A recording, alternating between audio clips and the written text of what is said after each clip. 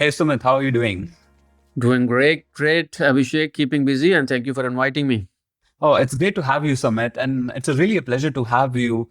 I mean, I'm so impressed with your background. You're currently CIO of BlackLine, and you won an Orbi Award. What is Orbi Award for, Sumit? I'm very curious. Well, Orbi is actually is an award that's sponsored by a group called Inspire Network. They are a very well-known, well-respected organization. That they're a big CIO network, by the way, national level network. So they have chapters. They have a Bay Area chapter. They have many other chapters in the country. I don't remember the exact count, but uh, they have this annual event where they bring all the CIOs in every chapter every year, and then they celebrate their wins, they celebrate their successes, and some of them, end up getting nominated, and some of us, win. The award that I win was in a very specific category of companies of our size, somewhere around $1 billion or less than that. So yeah, it's a great feeling to be recognized by your own peers for something that, especially these days when there's so much uncertainty in the market about where the technology is going. What does it mean for everybody? So it's a community of CIOs that work very closely with each other. Yeah, I mean, it's a huge accomplishment, Sumit, because at $1 billion, you have some huge heavy hitters in your peer network. So it's a huge accomplishment. Congratulations. Thank you, appreciate it. Previously, Sumit, and this one is very interesting to me. You were CIO of Automation Anywhere, and I looked at your profile. You worked at TIPCO, so you have seen very, very early journeys of automating very manual processes. How do you see the world? Like, how do you feel? And what was the most interesting? Was it TIPCO? Was it Mobile Iron? Mobile Iron is a different role because I'm fairly familiar what Mobile Iron did. I would say out of the 25, 26 years I've been in the industry, I've spent at least 15 to 16 years, maybe longer, just in the automation industry, which started with me working for a consulting company. Even when long back, I was early part of my career, I used to work for this company called Infosys Technologies. Technically, I was doing consulting, but on the ground, actually, we were building integration products, middleware products for companies like TIPCO. So that's how my exposure with automation and integration started. Those are the times, Abhishek, where connecting the dots between two systems and applications was considered extremely challenging. So when you are able to move data, let's say from a CRM system to an ERP system, it used to feel like magic because connecting systems Yeah, was yeah, not easy. yeah. So I remember, those days I was very heavily involved in coding. I used to be a developer. We used to build adapters, what people call these days as connectors. So I remember building a adapter for connecting Siebel application, intranet application, some other ones when I was initially exposed to this. But this whole area, this whole field of connecting information together across applications, this has come such a long way. I mean, TIPCO was a pioneer in creating a messaging bus. And then information just lands on this bus, and then you can publish or subscribe. That used to be the model. It was a really remarkable model for the times when TIPCO came with it. Over time, web services came, APIs gotten better, and you didn't really need a bus. People just connect to whatever they could connect, right? So integration has gotten much better. And if you look at what's happening right now, I mean, RPA was another, by the way, kind of a step, because RPA companies like Automation Anywhere, where I spent some time, they recognize that information sharing is not just about what gets shared between systems. It's basically the end-to-end way of how information flows between people, between system and other things. So Automation Anywhere took a very different approach, and they took a human-centric approach about how humans use, let's say, a device or a computer or a laptop to access information. And they thought, "Like, why don't we automate that side of the process by replicating human actions into automated actions, but still running on the same device, still running it the same way as a human." That was their approach. And over time, now, I mean, everything is evolving with AI. I mean, in some ways, it kind of resembles the way we were trying to do it with RPA, but uh, you know You are not at the mercy of APIs anymore. You're not at the mercy of web services anymore. As long as you got an agent, you got a service. You can find so many other ways for agents to talk to each other in very interesting ways. Anyways, it's I'm very excited about where the industry is going, not just about how automation works, but also about how you build applications, how you build and design new systems. These are exciting times. I'm curious, Sumit, would you go join a very early stage startup like a seed stage startup or do one of your own? You have such depth of experience.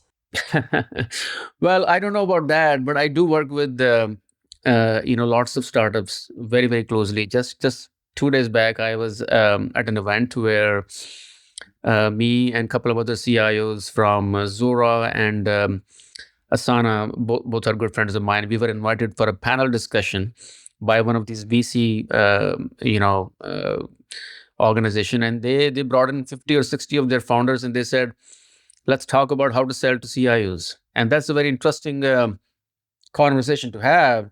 This is not the first time we got invited to a conversation like that. It feels like certainly the role of the CIO is changing, shifting with as AI is penetrating more into the markets. I do spend a lot of time advising startup organizations, not only about how to sell, but also about how to build the kind of products that companies, enterprises will accept faster. It's very interesting that you mentioned the role of CIOs. I saw this article on Wall Street Journal by CIO of Lockheed Martin. I'm not sure if you saw that. And she mentioned exactly the same thing. I think there's like a famous quote from Steve Jobs about CIOs, and it was pretty colorful. I'm not going to mention it on the episode, but it is just very different from where that world was, how Steve Jobs saw that a while ago, and to where it is. And especially outside Bay Area companies where there is no concept of CTO, who's going to bring AI to the organization? It's 100% CIO's responsibility. So it is very, very interesting, Sumit. I think we have very exciting times ahead. And as you think about this, when you join BlackLine, what does day one look like for you? This is my third role as a CIO. In the past, I have been a CIO at Automation Anywhere, like you said, and before that, Mobile Iron. And for whatever reason, I have always become the first CIO of companies in all three times. Automation Anywhere, we did have a CIO before, but he decided to leave very quickly. So I still consider myself as their first CIO. Number But the one. Yeah. bottom line is, Yeah. it's a very different experience trying to work for a role that the company has never experienced within the past. Sometimes they don't even know what to expect out of, let's say, a role of a CIO, or sometimes their expectations are very different than what the reality looks like. You were talking about commentary by Steve Jobs long back. I have not heard that comment, but I'll tell you, I've heard some other comments. I think it was 5, maybe 6 years back. I was at a Gartner event.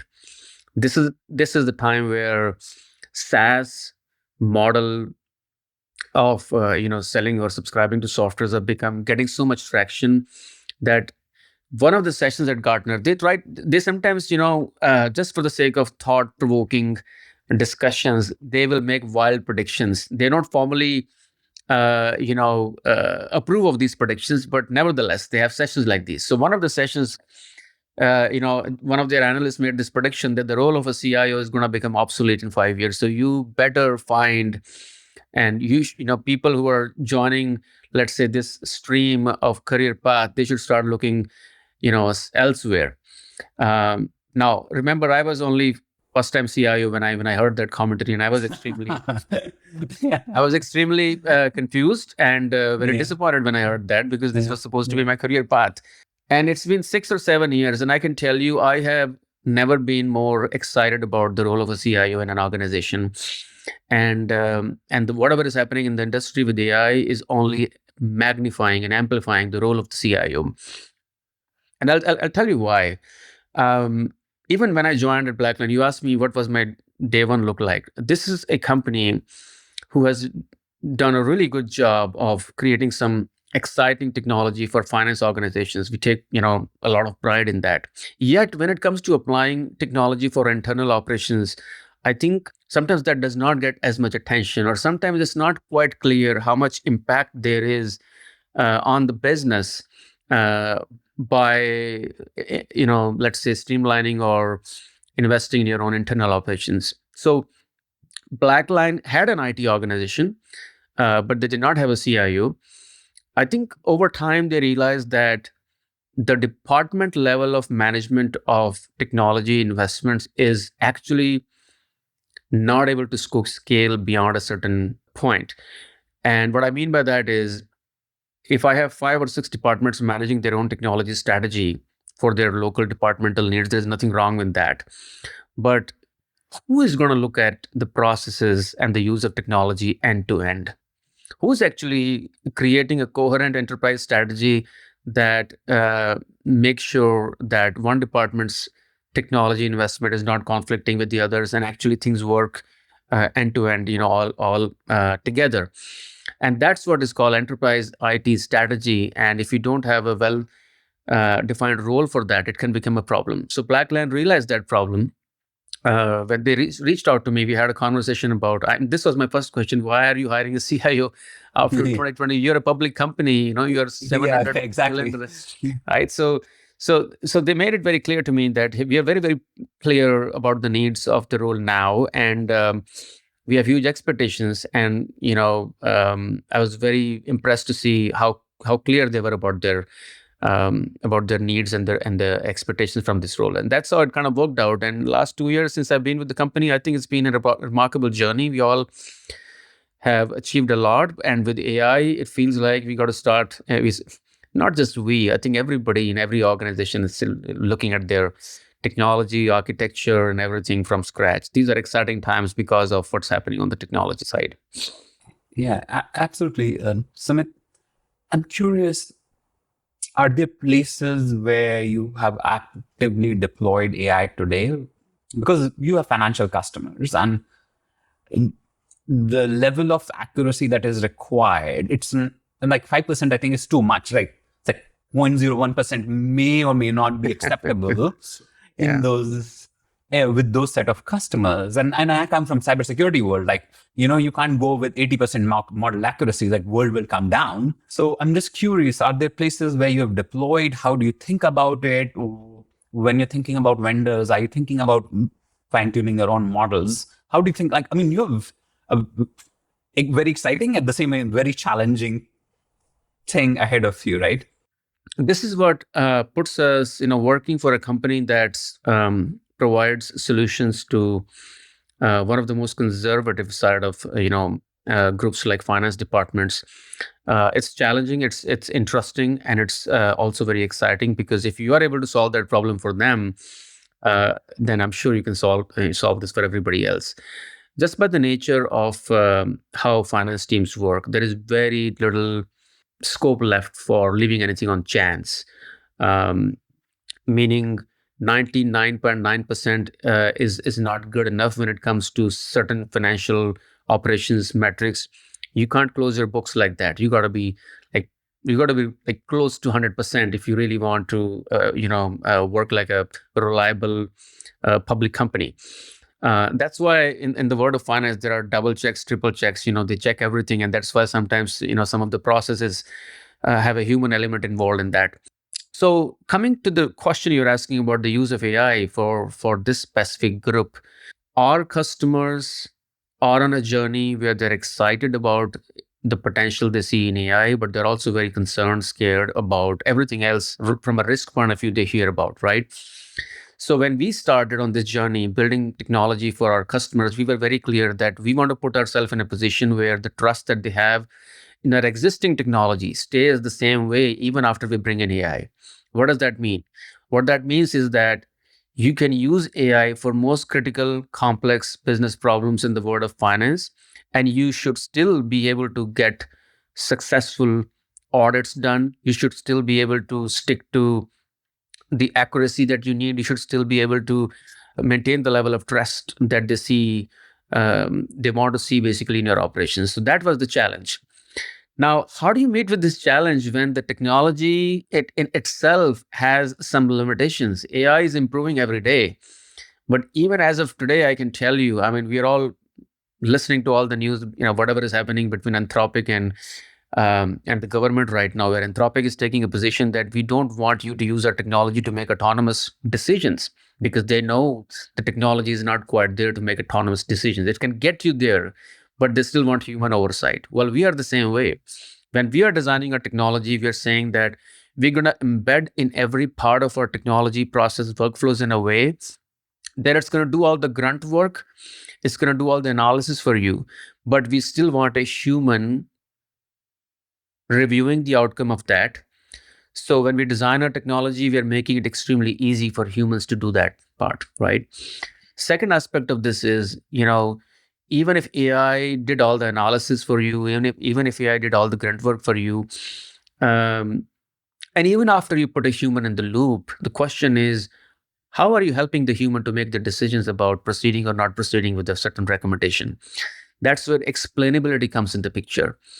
You solved a problem, you did your analysis, you want to then be able to explain to a human being in a very concise and but detailed manner, this was my analysis, this was the basis of my analysis, and I looked at all XYZ data sources, this is what I found. And once you explain everything in a way, at a level where a human can take it from there and make the decisions, now you have human and AI working in harmony with each other without really risking your business operations. I would say that is at the core, or that's at the heart of how we're designing our technology. I completely agree, 100%. I mean, the way you're thinking about this, this is how we think about it. But when you think about startups today, and you probably see plenty of them, they're only building a piece of it, like agentic orchestration. It's like a small isolation among a very complex business process. I have very strong opinions on that aspect, but I would love to hear how would it come an agentic orchestration startup? And then many of them like, oh, they're like these workflow builder tools. And it's like, hey, Sumit, there is a workflow builder tool. You can go solve any business process. And they're not solving for how does work come in? How do you manage work? What happens? Because most complex business processes are not like simple tasks that agent can go and update Jira ticket. There are many, many pieces involved and there are many humans involved. So how do you think about agentic orchestration startups and that ecosystem? Is that a fit for you, or is there a separate segment of customers? What would you like to see in sort of a startup world, like a solution for yourself? What you're describing for your customers, what does that look like for you?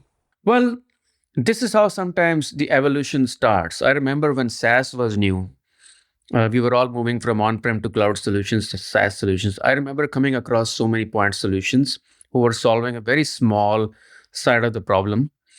They will do a great job solving the problem, but then they will leave me hungry for rest of the process, because when we look at solving a problem, we are looking at end-to-end processes. We're not looking at just part of the problem or part of the puzzle. Where it becomes challenging sometimes is if I start bringing a brand new vendor for every part of the puzzle, I might be able to solve my puzzle, but the complexity that I've added while solving the puzzle is not something that I can scale for long term, right? So that is why you will see there are many vendors taking a very different approach in terms of how do we solve for end-to-end problems. We have vendors that are taking a very platform-based approach, where they're saying that, hey, I'm going to provide you all the, let's say, connectivity that you need to build your workflows. I'm going to provide you the functionality that you need to build custom agents for yourselves, and I'm going to give you the intelligence that you need in this end to end, let's say, workflow. And but you are the master of designing the orchestration the way you need to design, basically, right? That's one approach. And then the other approach is, what I was describing before, where you pick a very focused vertical problem to say, I'm only solving, let's say, your account payable problem, or let's say your order processing problem, or contract review problem. Nothing wrong with that. But end of the day, whatever choice you make, it needs to make sense for long term. It needs to scale. You don't want to put yourself in a position where you build something today and let's say your business processes change 6 months or a year from now, and suddenly your solution is just totally irrelevant, right? You don't want to be in that space. I- In this automation business, I've seen customers struggle with that a lot. There are point solutions that excite you in that moment, and they disappoint you within 12 months. So my advice for anybody who's trying to build or who's trying to kind of invest in these enterprise processes is to look at it from the point of view of what's going to scale for long term. Where do you build, where you buy is still your choice. And I think you need to make your choice very carefully. I'm not suggesting you buy everything. I'm not suggesting you build everything. But these decisions about what to build, what to buy, and how to orchestrate all these pieces together is a very careful decision to make. That's where you got to pick your reference architecture very carefully. That makes sense, Sumit, a lot. I'm curious about the third approach, right? So I think we both agree that customer, you as the business owner across the board, and then you have your stakeholders in different department, legal, HR, IT, right? And they are subject matter experts in them. So now, BlackLine, you are very forward and you come with the DNA of automating, and you may have that expertise to build those workflows. But that's not the case for majority of the enterprises, right? Like this is not connecting deterministic workflows, even in Automation Anywhere or some of the other. Like now there's real AI involved, there's context, there's hallucinations, you have to build a lot of guardrails, right? So the bar to build these automation automatically goes higher. So we have to reflect on what talent we have to scale them, right? Like that's a huge opportunity for everybody working in IT. But what about a third approach where it's, you've probably heard of it's forward deployed engineering, right? It's your platform sits on this, where there are a lot of these constructs there. You sit with the team of your team and you build it out for them. What do you think about that kind of approach? When you say you sit with the team and you build it for them, are you talking about bringing a third party in who actually sits with your internal functions and help you build it? No, no. Or Basically, it's the when. So basically, now you're combining platform team yeah, or with your engineering team. So it's like Palantir approach, right? So when Palantir is going and solving very, very complex cases, they have their engineering team working with the customer directly, right? To understand the processes, because often customer does not have that data expertise that Palantir has, right? Over time, this team, so coming from financial verticals, right? The startup has expertise because they work with 10 finance customers and they can make recommendations, but those recommendations have to fit in your environment. We can't take these blanket processes and say, oh, Sumit, go do it, right? It would work. some of this depends on the organization structure, team capacity, skill set that you have or not. I can tell you in our case, we kind of took a hybrid approach. We know, well, let's first understand the reality of how the organization structures and CIO teams are evolving, right? Technically, one could say that AI is not new, and some organizations had investments already made in the skill set of AI in the past. But I would say very few CIO teams had invested in the AI skill set in the past. And even if they did, this was largely on the machine learning side of things. Not as much. Generative AI is still very, very new to them, right?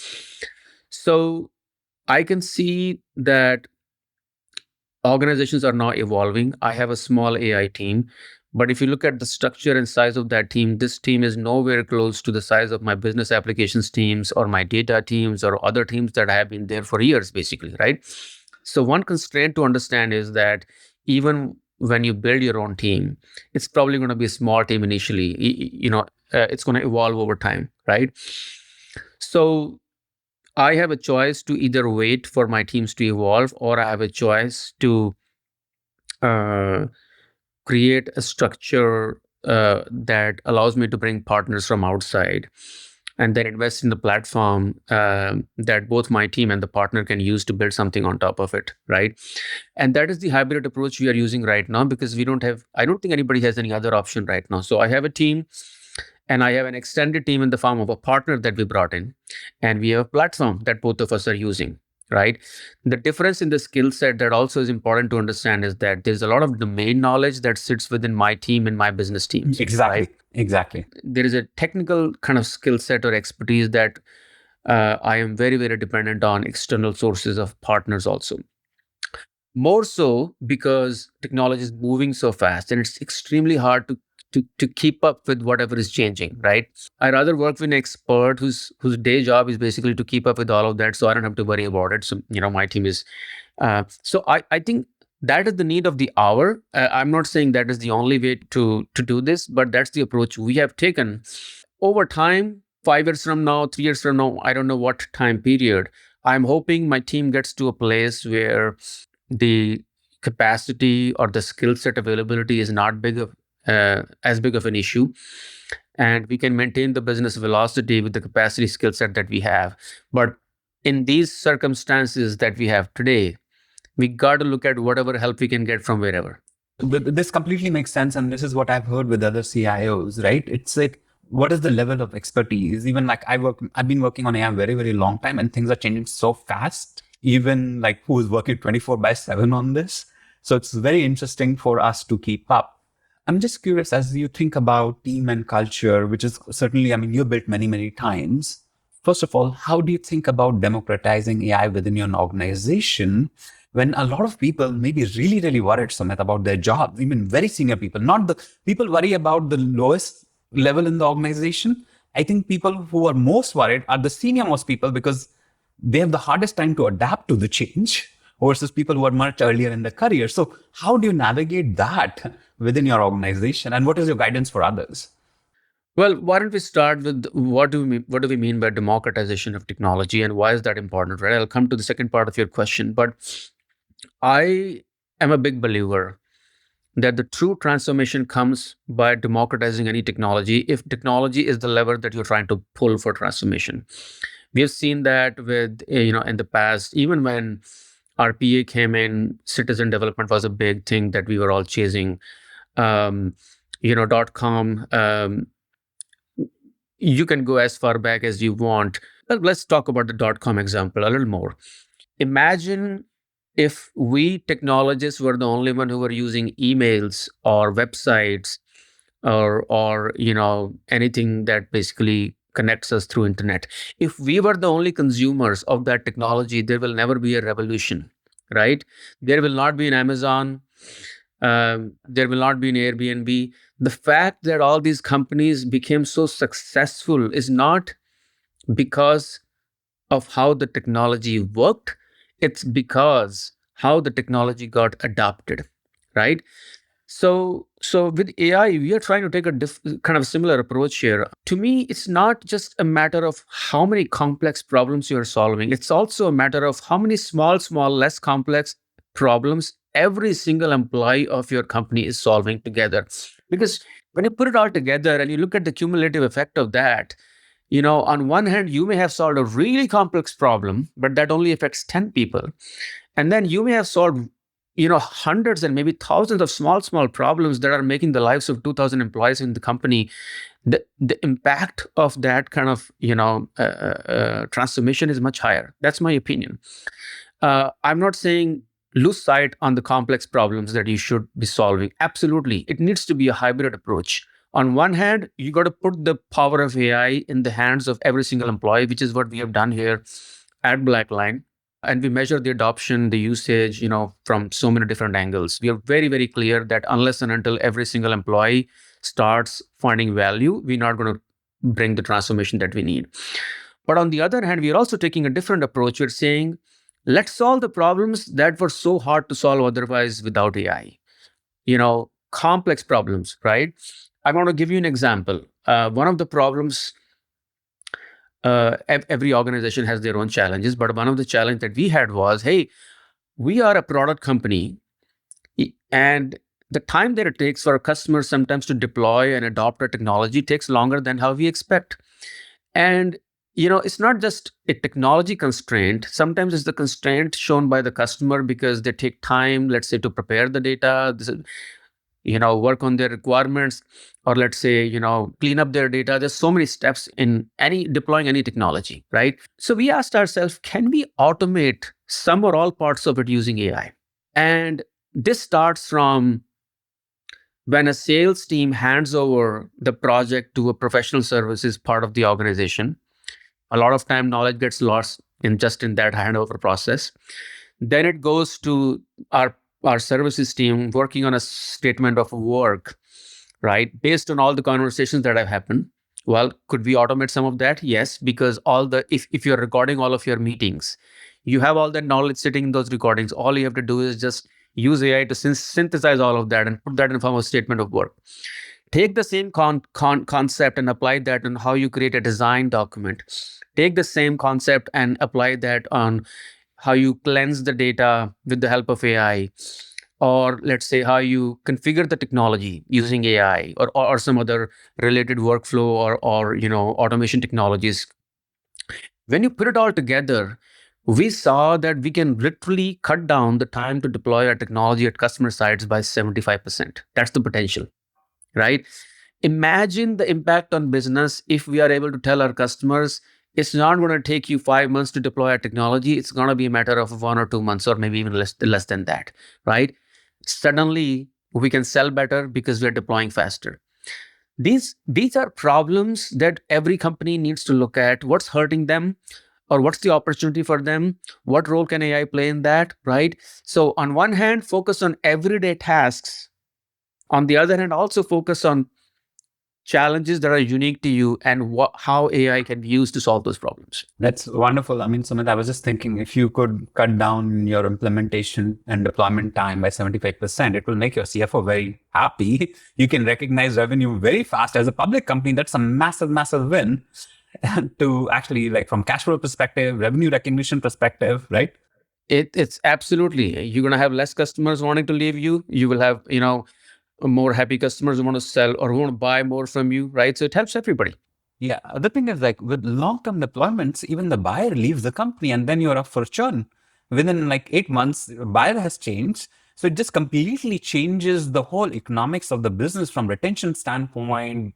So yeah, that's great. Did your CFO have written your blank check yet, Sumit?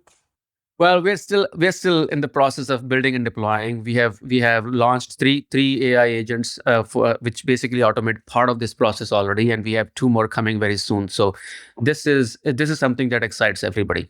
Yeah, let me know if we can make your CFO happy. We would all love a blank check, right? So this is great, Sumit. I am very curious. I think sort of my last question, just being mindful of the time, is how do you think about hiring now, right? So you're running a lot of operations team where if you hire an AI person, first of all, they're going to be very, very expensive and they're not going to do whatever tasks that are required to done, which is, they can be like, basically you're keeping the lights on and they're not very sexy. Right? At the same time, you want that skill set. So how do you think about it? How should one as a CIO think about hiring right now in current environment? Talent strategy is a very active topic of discussion in any organization right now. It's not enough to just democratize AI. It's not enough to deploy AI. It's also a matter of building a workforce that is accepting and almost, asking for a change. This change management side of the problem or challenge or opportunity, whatever you want to call it, is the focus on the minds of CIOs, other C-level executives at every organization that I'm looking at. And it is reflecting in so many things that we are, changing to make sure our workforce, number one, looks at AI as a way to help them, not as a way to replace them. If you start the conversation by telling them, "Hey, we're deploying AI because we want to get rid of our headcounts," who's going to support you in that? That's not a good story to me, right? Yeah. So we have not taken that approach. I think the approach that we have taken is, hey, all BlackLiners need to understand that for us to compete better within the market, we have to produce much more value for customers than we are able to produce today. What's the best way to do it? One way is you keep hiring more people. That's not going to look good in your balance sheet. Second is automate whatever you can. And AI is an opportunity to do that. If you explain it that way to your employees, that end of the day, it is helping you produce more value, much more revenue per rep, much more, let's say, much better control, churn, for the customer supporting teams, much lesser tickets for them to manage. Now you're building the scale for future. Now you're building a company that can compete much better than than your competitors, which is the journey that we have always been on. So conceptually, the journey is not changing. Your tools and levers that you had are changing, right? Um, And at the heart of it is your people, your workforce. So how do you find or hire the people who are going to adopt, not resist to change? I think that's one thing to look at in terms of your recruiting strategy. How do you reward your employees in a way that AI adoption becomes one of the performance criteria, uh, for your workforce, right? That's another thing you're looking at. And the third thing is, how do you provide them the right tools, training, enablement, support within the company to so they feel like we are building a career here, we are learning new, we're not just sticking with old habits. And if they feel like I'm working for an organization that's looking at the cutting edge ways of solving the problems, they're going to want to stick around and build their career as part of being part of your company. All these things are part of workforce management, and all these things are getting a lot of attention within the companies right now, including BlackLine. And this is very, very insightful, Sumit. I think I love some of the things like resistance to change. You can't have those people, especially at this juncture when change would be at the fastest rate we have ever seen in our times. So shifting gears, Sumit, I have some fun questions lined up. So if I'm a startup and I want to impress Sumit, which restaurant should I take you? Restaurant. In the Bay. Yeah, yeah, yeah. Honestly, I'm the last person to talk about restaurants. I'm generally not very picky about food. I don't eat much of the red meat.